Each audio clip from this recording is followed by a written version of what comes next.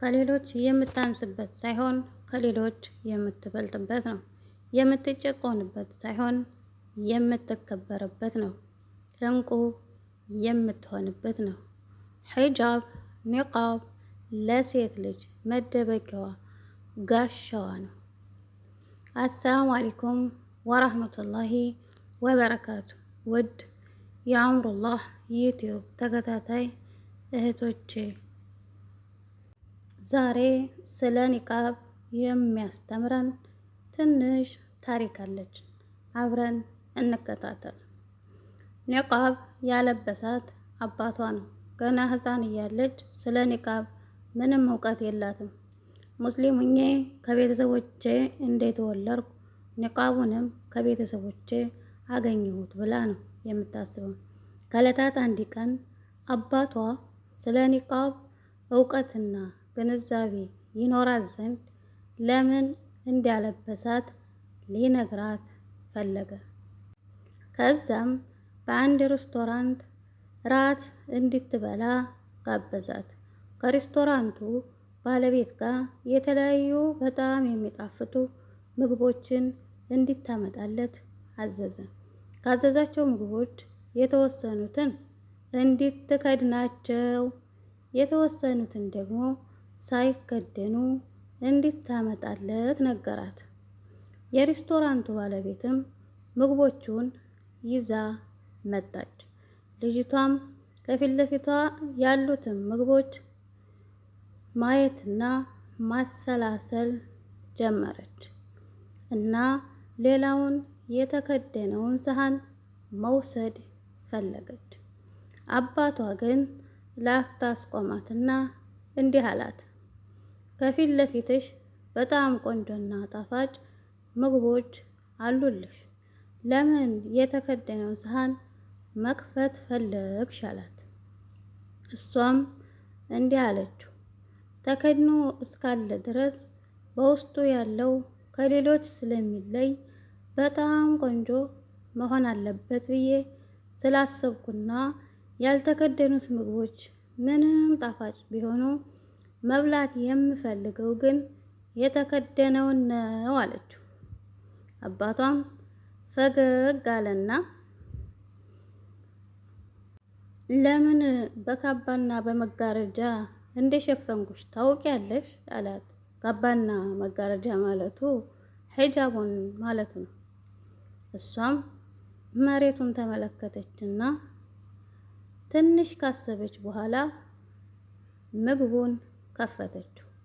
ምግቡ በጣም የሚያምር ምግብ ነው። ምን ለማለት እንደፈለገ ገባት። ለካ ሒጃብ ማለት ውስብስብነት ማለት አይደለም። በአጭሩ መደበቅ የሚገባውን ማየት ለሚገባቸው ብቻ ደብቆ ማስቀመጥ ነው። ሒጃብ ማለት ይህ ነው ሚስጥሩ። እናማ አባት ሆይ የሒጃብ ሚስጥሩ ይህ ከሆነ ልጅህን በዚህ አባት ቦታ ራስህን አቁመውና አንተ ለልጅህ መምህር ነህ። መቼም አባት የመጀመሪያ ቅድመ መምህር ነው። አባት ሆይ አንተ ለልጅህ ቅድመ መምህር ነህ። ልጅህን ሰትረሃት ደብቀሃት ባህሏ እስኪ መስላት ድረስ ስለ ሒጃብ ጥቅም አስተምረሃታል። አባት ሆይ አንተ ቅድመ መምህር ነህ። ለልጅህ ይህን ትምህርት ሰጥተሃታል። በእርግጥ ልጆች የተዘራባቸውን የሚያበቅሉ መሬቶች ናቸው። አንተ እንዳስተማርካት አንተ እንዳስተካከልካት ነውና የምትሄደው። አባት ሆይ ኃላፊነታችሁን ተወጡ። ሁሉም አባቶች ሆይ የሴት ልጅ አደራችሁን ተወጡ።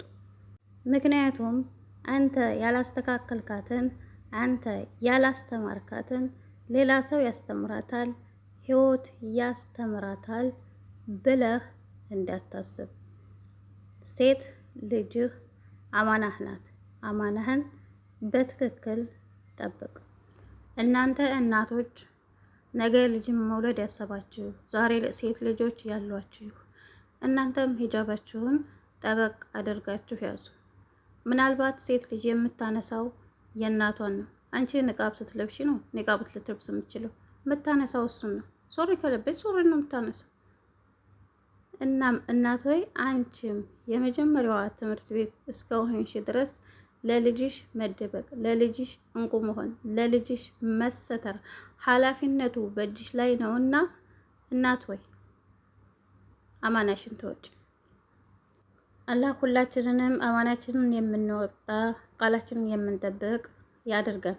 በሴቶች በኩል አላህን የሚፈሩ ወጣቶችና የአላህን ፊት ፈልገው ክብራቸውን የሚጠብቁ ልጃገረዶች ላይ የአላህ ሰላም ይስፈን። አሰላሙ አለይኩም ወራህመቱላሂ ወበረካቱ።